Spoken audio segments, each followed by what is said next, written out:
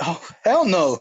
Hell no. Come on, it's obvious after the thing that they had with Chuck Schumer the other day, Senator Schumer, that hazard pay isn't going to go through. He claims Republicans didn't pass through, but aren't Democrats the majority? Now they are, yes. Now Yeah. they are, and there's no reason for us not to get hazard pay. Right. So it's just a bunch of bull, and the union stayed quiet. I posted a clip. I don't know if you saw the clip. Yeah, that's why I'm starting with it. Yes, in that which Tony O'Connor was yelling and screaming, "We deserve hazard pay," and Schumer said, "There's and nothing we'll in the fight. budget." Yeah. He said, "We'll fight till we get it." Okay. So where is it? Where's the fight? All I heard was silence. When Schumer told him there's no hazard pay, it was complete silence. Right, Brother Ward. What you say? You think we're gonna get hazard pay? Not unless we make a stand for it. Yep, I agree. Mean, nobody told us until it started with this pandemic that we are essential workers. Yeah. You understand what I'm saying? Yep. Now everybody gotten recognition. Police, fire department, ETA, doctors, nurses, EMS. Everybody got recognition except for transit. Yep. You understand what I'm saying? They're talking about us now, but they're talking about us on the backs of our brothers and sisters that died. Yep. That's the only way we're hitting the news right now, as far as the memorial that they're putting up throughout the stations. Yeah. You know what I'm saying? That's sad. That's real sad. And we still have to continue to go to work. Yeah. Yep. And nobody really like paying that no attention. Like, we deserve that. My daughter worked for Wegmans, which is a grocery store, and she gets hazard pay. Wait. She worked for a grocery store and she got hazard pay? She got hazard pay from the start of this pandemic. Wow. All grocery store employees that had to come to work got hazard pay, bro. Why we ain't get it? That's Wow. because transit don't intend to give it to us, and the union refused to fight for it. Let me just point out that I posted up a list of municipalities and governments and businesses that were giving away hazard pay. And so for a state like New York not to give hazard pay, while places in Pennsylvania and other places are giving hazard pay, I mean, it's ridiculous. This is the Mecca of the United States. I mean, everything happens in New York. Without New York, there is no United States. There is no economy.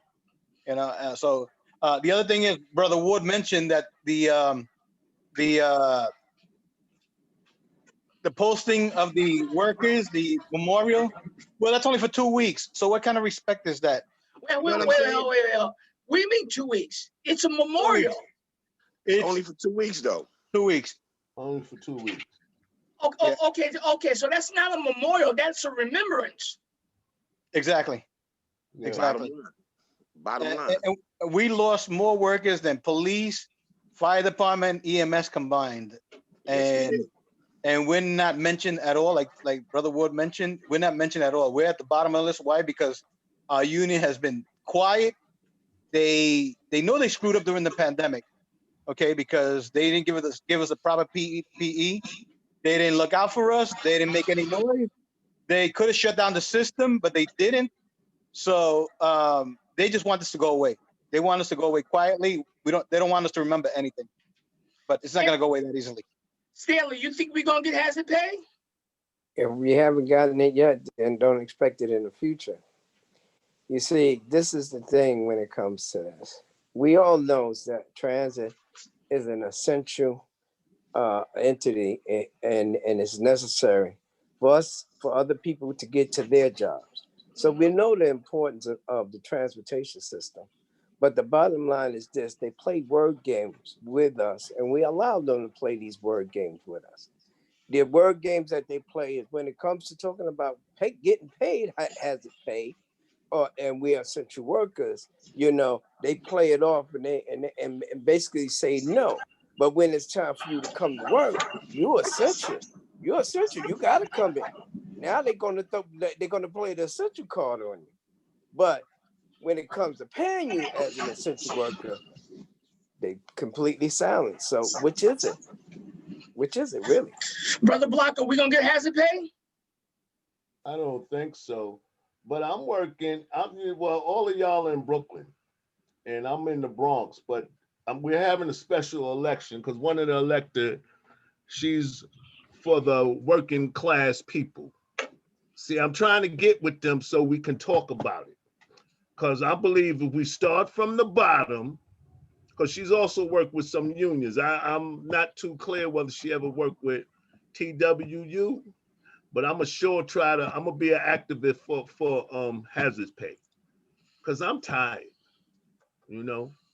I'll be honest. If it's hazardous, I'm just not doing it. I'll call out sick. To be honest.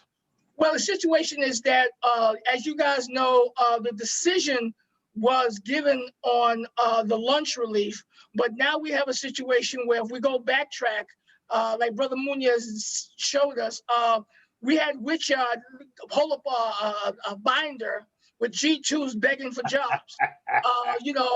The MTA is saying that we're losing $5 million every month. Okay, they lost money by closing the stations overnight for the work that they were trying to do. So I'll leave it open. Do you think that this court case was going to help us or hurt us in the long run, Brother Ward? Honestly, I really would have to see. I would have to wait until the clerks go back to pick. I mean, being that they postpone this pick from moving forward, that's not necessarily saying that they're going to put the lunch relief jobs back up there. Okay. You understand what I'm saying? I'm listening. Now, they might, just to let this blow over, keep the clerks in the same job for the next 6 months. And then after the 6 months, come back and pick again. And this time, the lunch relief jobs is still not there. But they're going to force y'all to pick because y'all not going to stop and just say, oh, we're not going to pick. Okay, no, so they're going to force y'all to pick. So and then it's going to be a turnaround all over again. But see, transit is going to be one step ahead where they're going to force y'all to take these jobs. See, when they went to court, just think about it. When they went to court and the judge ruled, well, he postponed the hearing, right? 2 days later, transit put out a memo stating that the pick was changing on the 30th. 31st, yes, sir. They didn't get no ruling. They didn't get nothing. They didn't even wait for it. That was they arrogant. Just put it out there. Yeah, that was their arrogance. They put it out there. So now that it was postponed, they probably leave y'all in that pick for another 6 months and then go back to the pick room because, okay, they ruled in our favor. All right, the clerk's favors, right? Yes. But I never heard nothing about they got to put those jobs back. I never heard that. You know what I'm saying? Mm-hmm. Is there a ruling in the decision stating that they got to put them jobs, the lunch relief jobs back? Because I never heard that. Nope. So we have to see what they're going to try to do. You know, and the union is not telling us nothing. Yep. Brother Charlie, when it comes to the, in hindsight, because the ruling has already been done, what's your viewpoint of the lunch relief? The lunch relief, they're not coming back, okay? I don't care what anybody says. What's going to happen, the MTA was thinking ahead, as always, okay? The union considers this a victory. It's not a victory, okay? All it is a delay tactic, all right? Okay. Because the judge ruled that they have to have, within 30 days, I think they're supposed to have I guess, speak to the public about closing these booths. Let me ask you a question.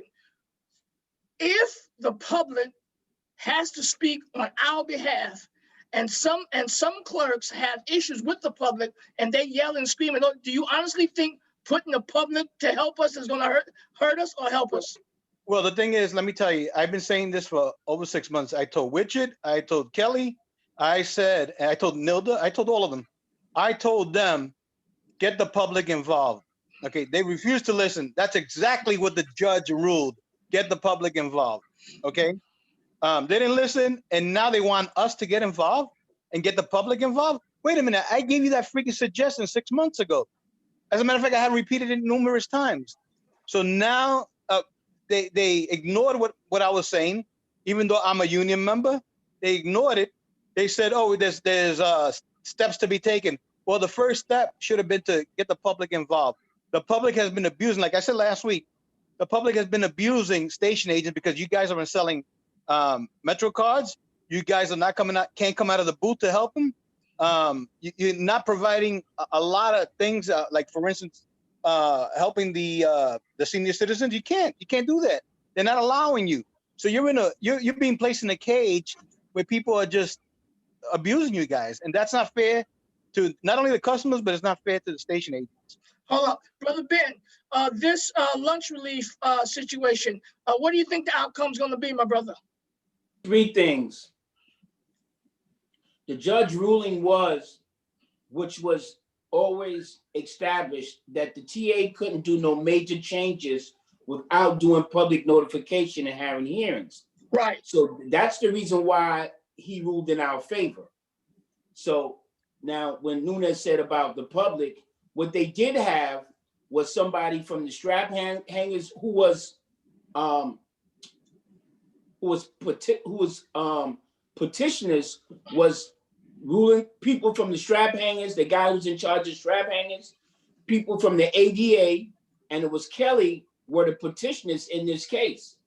And so what the judge ruled is TA can't do nothing, they have to put the jobs back until we go through the process of what the TA and management had agreed upon, any major changes you had to get public opinion. So with that said, we got 2 options. Either let us rock the rest of this pick in the same pick, or if we pick again, they have to put the lunches back, or start trying to have the hearings in 30 days in order to get input from the public. Now, here's the kicker on the input of the public. Okay. You can't have no meetings because of COVID. Right. So everything would be on Zoom. So if everything's on Zoom, I got 5 people, you got 5 people, we got 5 people. It's 28 just dealing with the station agents. It's 2,300 of us. I'm lowballing it. You know, and so if we multiply that times 5, I don't think you're gonna get a Zoom big enough, and it's gonna be as less ruckus to really have a meeting to make a decision. So moving forward, what they could do is, like I said, one of the 3 things. Let the pick rock straight while we going, let us stay where we at. Go on into the sunset, into March, May, picking April for the summer. Right. Or they could do the pick all over again and they have to put the lunches back. Or they could try and have the hearings within 30 days. So those are the options on the table. Now, what I recommend, like MUNIZ said, and if I'm not mistaken, when y'all was doing the hearings, when y'all was protesting the closing of the booths before, y'all were getting the public involved. Yes. When Derek and them took credit of something that y'all had already started and put in place. I think you did Borough Hall and you did another location. And you also had the Borough Hall president of Brooklyn involved. So like MUNIZ said, you have to get the public involved. And the way things are going now, nobody's talking about getting rid of us because you got too much homelessness. You got too much people with mental issues. You got too many people who are vagrant. You got too many people who need to use the system, is afraid to use the system. With not enough protection, listen, everybody gonna want as many bodies on it they can that's wearing blue. Stanley, let me ask you a question. What is your take on the lunch relief? Are you there, sir?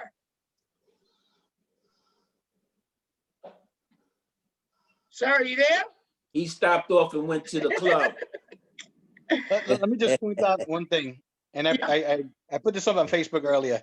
The judge ruled on Thursday and the union has yet, instead of jumping on it and getting the public involved, I would have printed up flyers, I would have printed up pamphlets, I would have been out there protesting. The union hasn't done anything since the judge's decision. Don't you think that they should have capitalized on that right away? I think they should have, but you know, coulda, woulda, shoulda. They don't see. They don't. They never let the members know what they're doing, and I think that is kind of wrong. I mean, you know, they doing the whole point of getting this contract together. They were making videos left and right. Staley, let me ask you a question. Yeah. What is your view on this whole lunch relief thing? Well, basically, Ben said it in a nutshell. Really, they got to put the jobs back. How can they not put the jobs back if the judge said that they can't do it? What they gonna do? Just, okay, we ain't gonna put the jobs back? That doesn't make any sense. So the jobs has to come back, and there's got to be another pick. They have to pick, because now, remember, these people were made extra, wasn't they? Yeah. They were made extra. Okay, now they got to pick a job, because the job descriptions for each job is got to be put back, and the person pick the job, whatever job they want, whatever line they want to work on, or whatever stations, or whatever line they want to do their lunches on.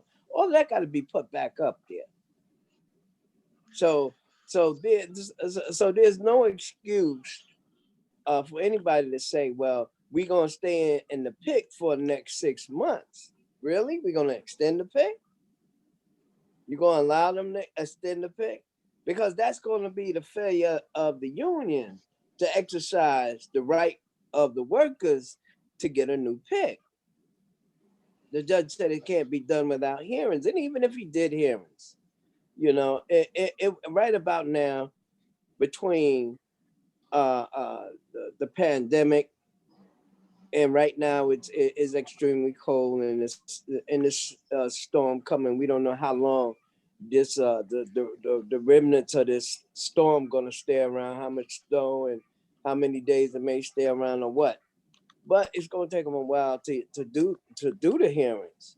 Mm-hmm. And like I said, are you gonna get enough members of the public to participate to get a full assessment of how the public feels about this? Well, you know, are you going to have enough? Well, Staley, you just mentioned something that about this snowstorm that's coming in a couple of hours. Now, we are now on, this is Sunday, okay? And this storm is supposed to hit pretty soon. Brother Ward, when it comes to the snow duty, what's the message to the cleaners of the department? Well, my thing is, dress warm. Come prepared to do the 12, because it's going down. Bottom line. And if you don't show up on your RDO, your first RDO, if they call a snow emergency, they sending out tickets. Bottom line. They sending out tickets. And everybody, yeah, they sending out tickets, bro. You getting written up. I hear you. I got you. Yeah, you're getting written up if you don't come on your RDO. So my thing is, man, dress warm and buckle down, because it's going down. What you got to say, BA? Woo, you know what? Let me say this, and I'm saying this, and I didn't even know it maybe till about 8 years ago, 9 years ago. The issue y'all dealing with that snow duty and the snow pay, it is totally ludicrous. It is totally ridiculous. It is totally disrespectful for you and your title, for Station's department, that you can work and they can't keep track of your work and they can't pay you. Now that's something the union, all them cats who are CTAs that are holding CTA position in the union, that's something they should really have taken to court, that y'all should get your money plus interest, what the TA has been doing to y'all for all of these years. That's something they should have been taken to court. How you working and not getting paid 2 and 3 months? But if you don't show up, they're gonna write up over 500 of y'all like they did last week. They didn't even care whether you came or not. They just put it out there. Yeah. And then let the chips fall where they may. That's something they need to take to court on. That's something the CTAs need to be up there and put some fire on them. You Right. know what? That there is so right. That's right on that's right on the button, man. And it's true. But also, let's bring out a point that a lot of people is overlooking, and a point that a lot of people may not even know.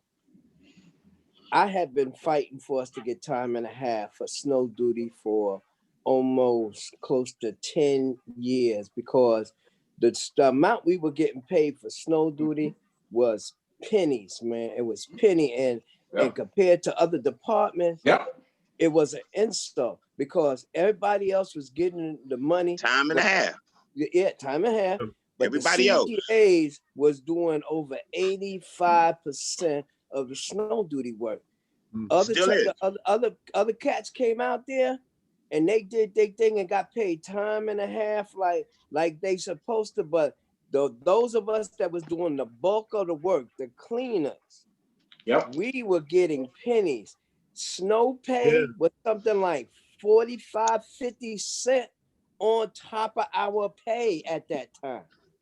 And I said, this was ridiculous because other department was out there and they almost was like laughing at us because they were getting time and a half while we were getting pennies. Well, let me ask you this question. I started to rebel about that, you know, and then when we finally do get it, now this is spite because of Staley, whether it's to spite me and to spite everybody else because they were everybody else going to sink with Staley since he got this big mouth and all of this stuff or whatever narrative they want to use to call me. But the bottom line, it was right. It was right. We deserved it. We were doing 88. So now that, okay, we get time and a half, now we're going to spitefully mess with them because we used to get paid. When we used to get paid the next damn paycheck for our snow duty when they was giving us pennies. Now that we bounced up to time and a half, like we should, and got the respect that we should, now we gonna play with their money and disrespectful. The people that run this system and they sit around and they talk about those that claim they got degrees or anything, but they're childish. They act like this money come out their pockets. They take everything personal. They make it feel like, okay, you know, oh, since you want to be so smart, we're going to do this. No, if it's written in black and white, just give it to us. Stop fighting us. But people are bitter. They're not, they don't fight with their intelligence. They fight with their title and they bully and they intimidate people just because of a title. Not because of intelligence, you see, and that what hurts them. Because they sitting up there, I got 2 or 3 degrees, but that okay, fine. But That no doesn't common mean sense. you're the smartest person. Yeah, you're the smartest person in the world. That doesn't mean you got common sense, you know, because there's no way you could just go after one individual unless you just so close-minded to center your anger at one individual and not see all the other people behind that individual that you're affecting with your anger. Hold on for a second. Let me get Charlie in here. Charlie, what's your take on the snow duty? Well, let me point out one thing, and I pointed this out last time we spoke. When we work overtime, you get time and a half, okay? When we work snow duty, we get time and a half.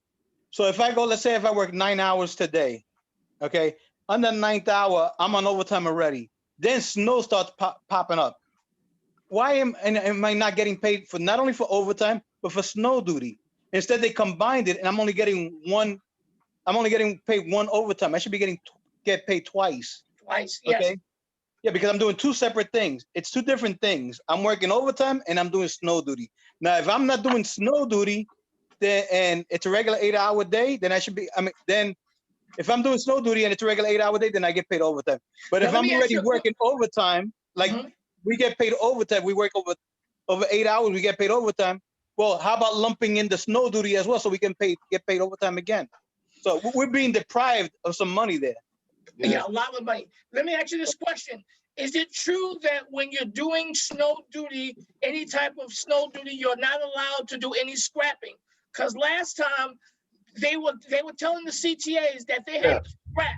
So let's clear the air. If you're doing snow duty, there needs to be no scrapping, right? Go ahead. Put it like this. Once they call a snow emergency, Right. All CTA regular duties cease. You do not scrap, you do not pull garbage, none of that. Once they declare a snow emergency, that's your primary purpose from that point until they terminate the emergency. Exactly. You are to grab a shovel and salt and sand and handle your business. Now, not scrap. If a supervisor comes to you and said, listen to me, but you guys aren't doing anything, okay? Scrap the station. Negative. Write a G2. Negative. Write a G2 and don't do it. That's right. I asked, can I go home? That's just as saying that, let's say I'm on my RDO. Right. And I come in. Mandatory. Okay.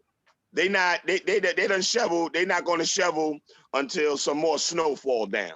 Right. All right. So, Mr. Ward, go downstairs and scrap the A-plat and pull the garbage cans for me. No, that's not what you're here for. That's not what I'm here for. Right.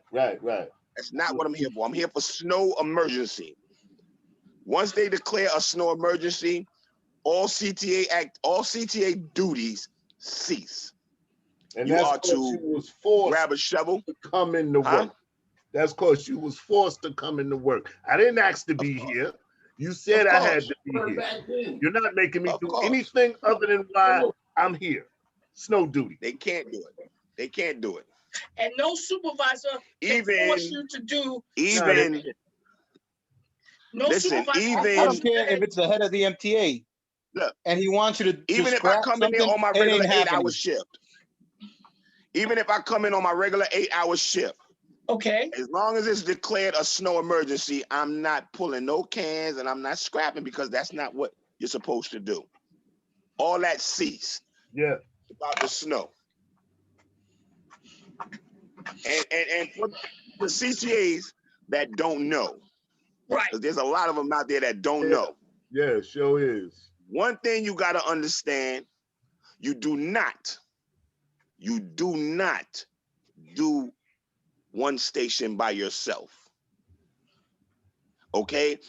When it's a snow emergency, your supervisor is supposed to round up his CTAs, his or her CTAs on their line, and they're supposed to go down the line together. You understand what I'm saying? Because I've noticed that on the G line, last snow emergency, the AM and the PM sat in the office, the supervisor sat in the office and made phone calls and told CTAs to go to this station and do this and go to that station and do that. You don't do that. You do not do snow duty by yourself. Bottom line. Also, safety issue. It's a safety issue. Go ahead. Wait, who? Of course it is. No, the outside platforms too. Yeah, I wanted to definitely don't do the outside platforms. About working outside and on the platforms, because I had got a few calls about that in the last emergency. There were teams that were on the platforms without supervisors. And the supervisor's supposed to be up there on the platform with the teams, because the job of the supervisor is to watch the backs of the workers while they're working. They're supposed to be calling out when the train is coming in or approaching the station.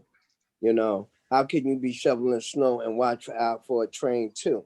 But I had a few calls, about 3 or 4 calls during the last snowstorm. And they were asking, isn't the supervisor supposed to be up there on the platform with us?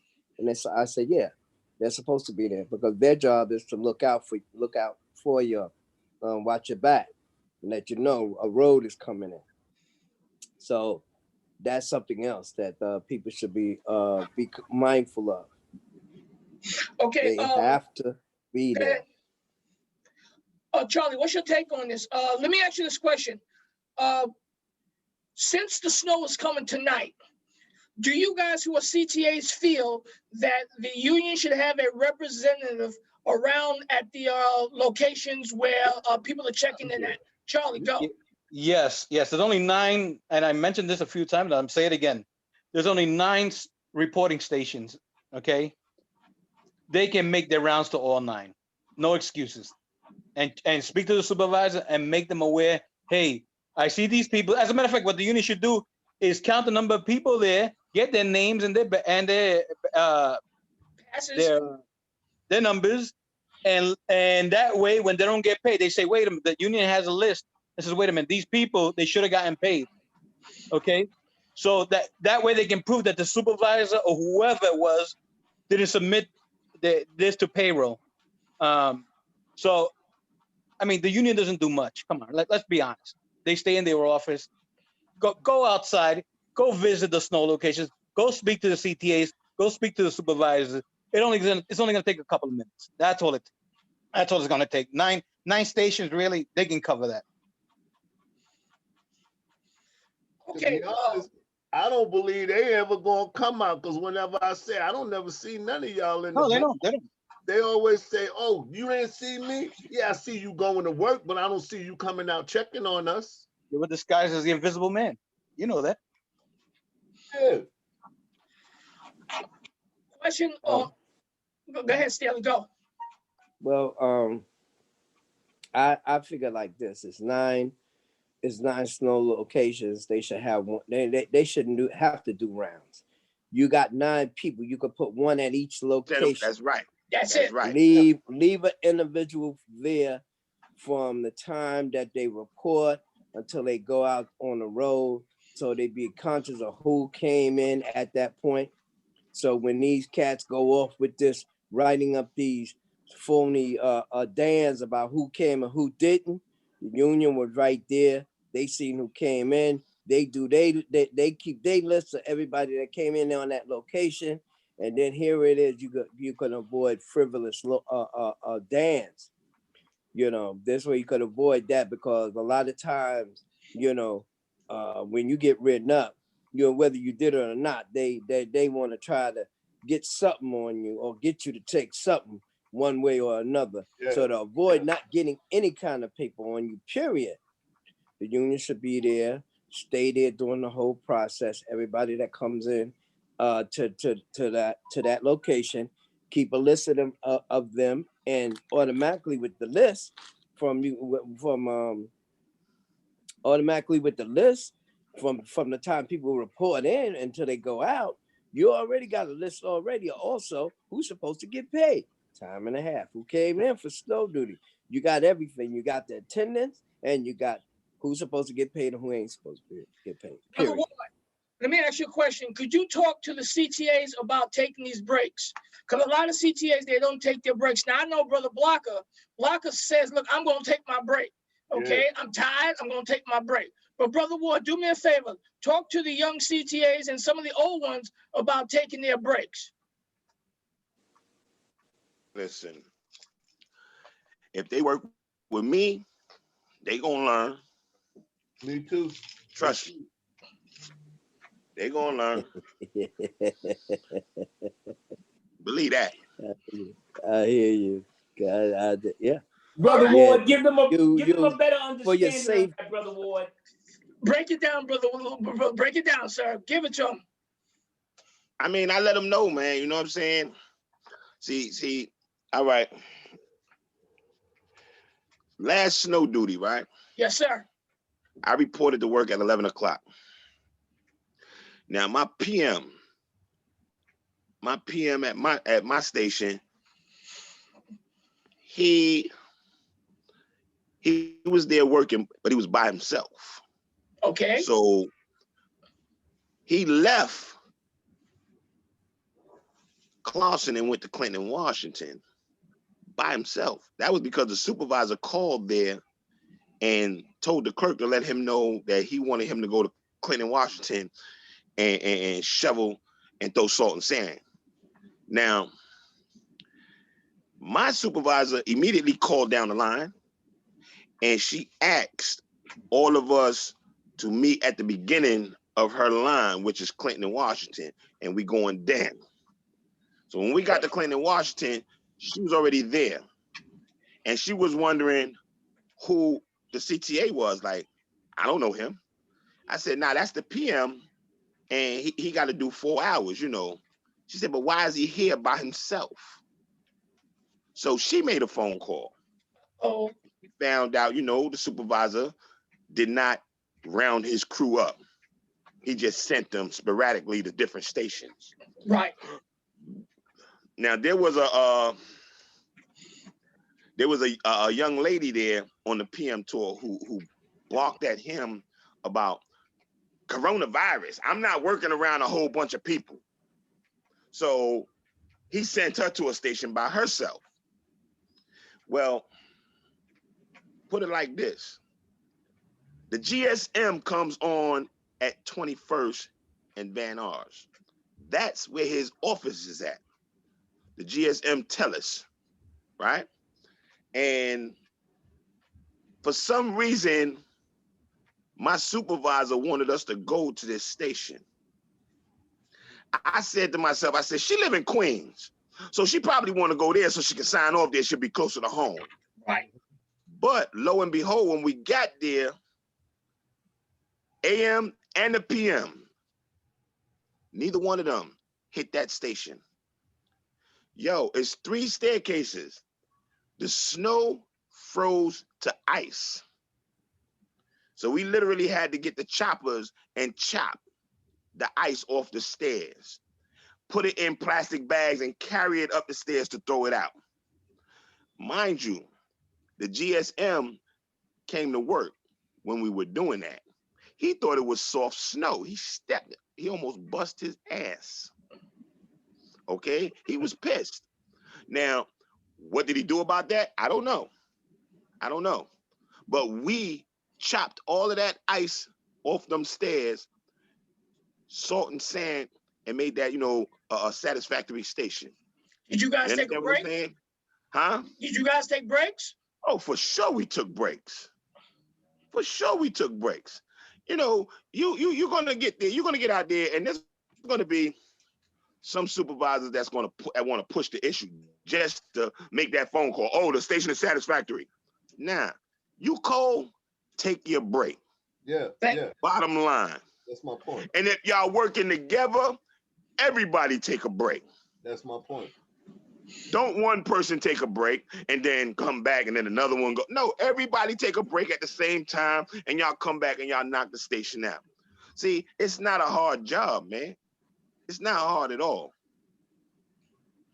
Let me add this too, because like you said, take a break, not one individual, but a lot of supervision like to make the phone call while you working and come on, let's go to the next station.